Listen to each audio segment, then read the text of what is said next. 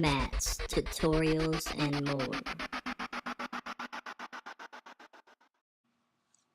Hey guys, this is Matt here.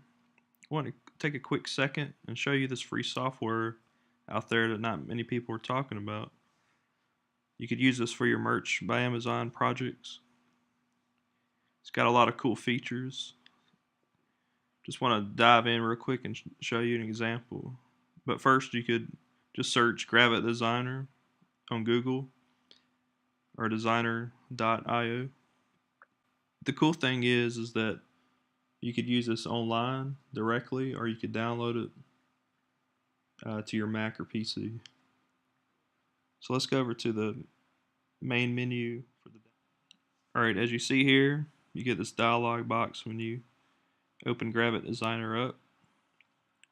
What we want to do is put in the dimensions in inches. Now when you open this, it's set the pixels. Let's just go inches. It's easier to work with. We want to put 15 for the width, 18 for the height. Hit create. Don't be overwhelmed by all this that you see here. Let's just dive right in. So if you see here, you have layers, libraries, and symbols. For instance, on libraries, you could type in like dog, and it'll come up with all these kind of graphics you could use based off of a message when corresponding with the people at Gravit. They said this was royalty free, so that's pretty cool. I think you do have to be careful on the text. You may want to always check your fonts. But let's just create a shirt really quick. So we'll use dog. Let's just find something here.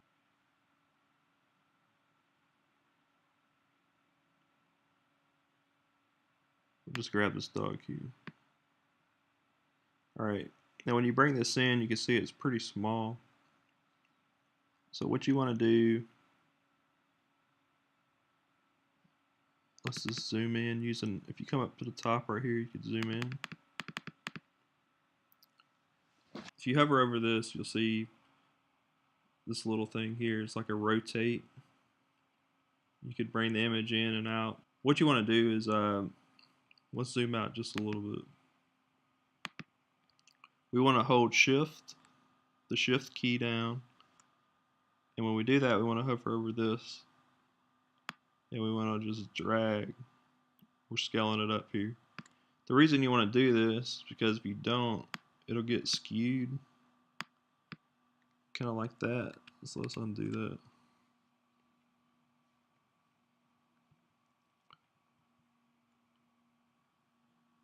So continue holding shift key and just drag. It keeps it all proportional where it's not all skewed enough. So what we want to do is just kind of works like over a little bit. So like you could hover over and you'll see like your center line and your midpoint of the page. So let's just place it there. Alright, so if you look here, you'll see the text option, or you could hit the T on your keyboard. What we want to do is just drag. Let's just say like my dog is awesome. Let's go like my dog. We'll center that up. Let's do 100. And one cool thing is if you hover over this, you could actually scale it up by like dragging that. Let's center it up with the dog here. Okay, so if we double click and highlight all this text, we can go to the right here and adjust our fonts. So let's just pick something that kind of looks cool, I guess. Let's just go with something like this. No. Let's see. This is just for an example. You guys could take the time to see what looks good for your design. I always try to make sure that your font goes with the actual theme of the design. But let's just use this for example.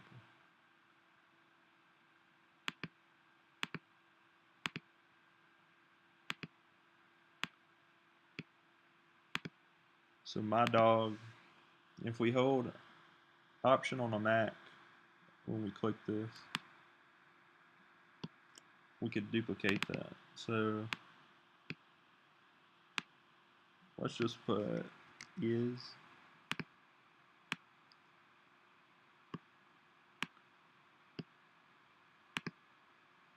And then we're going to go back to my dog.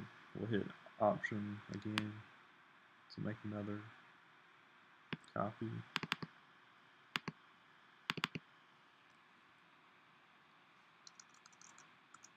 We'll just say awesome.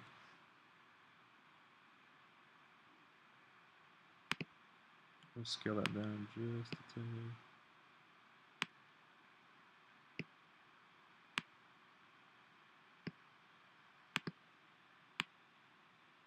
And you could use your guidelines to center it up a little bit.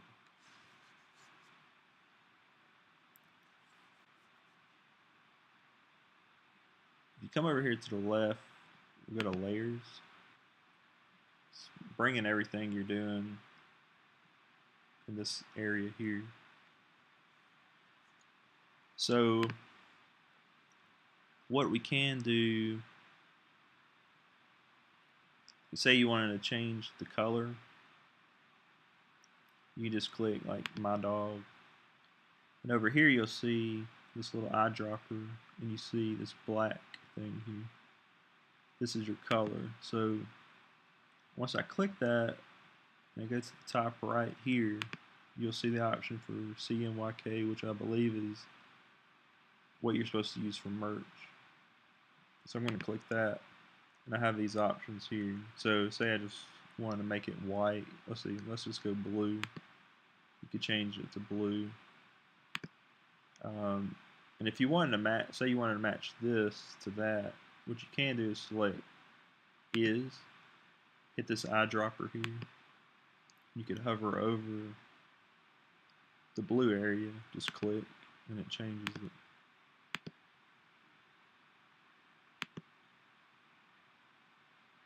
We'll do that same for there. And this is just an example, just kind of give you an idea of the features. But say we're finished with the project. So there's two ways to get rid of the white area on the background. What you can do is select the color white here. And as you see, this comes up. It's got all these colors, but if you look at this area here, you could drag this all the way to the left and see it makes your background transparent. But the cool thing about Gravit Designer is you could actually leave it white because it's the background's default. So if we're ready with this to export this project, we can go to File, Export, and then you see all these options here: PDF, compress, scalable, JPEG, PNG. Automatically you'd want to hit PNG, but let's not do that. Let's hit Export.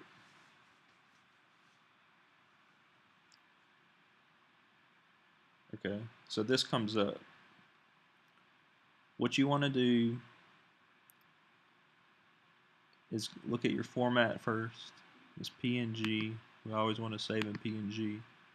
If you look at the size, what this is merch requires you to export in 300 dpi. So you have 1x here. We want to click this down arrow, and you'll scroll all the way down to the bottom, 300 DPI. Okay. Now, if you look here, you have background. Use page color. And what that's saying, page color is the default white background. So we don't want the white background because we want to be able to put this on a t-shirt. And so how we get rid of that, we hit the drop down. And I guess you could create a use custom color, but we're just going to hit transparent. What this does is get rid of the background so that you're able to successfully upload to merge. So what we want to do is hit export, and I'm going to go ahead and save this, and I'll bring up the final image and kind of go over that. As you can see, this is the final product. My dog is awesome. Here it looks great, but it's actually transparent. It's just the way that Mac shows the transparency. And I wanted to bring this up, kind of show you the file. So you see it's .png, and then dimensions 4500 by 5400.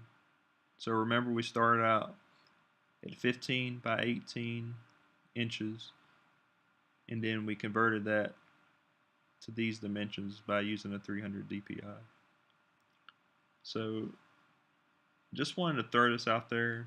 I know a lot of you may be doing this on a low budget, so this is a great alternative to Photoshop, Adobe. I'm not knocking those programs, they're probably really awesome, but I found this one and thought I would share it with you guys as I use it myself. Hit that like button, subscribe, comment, let me know what you think. See you next time.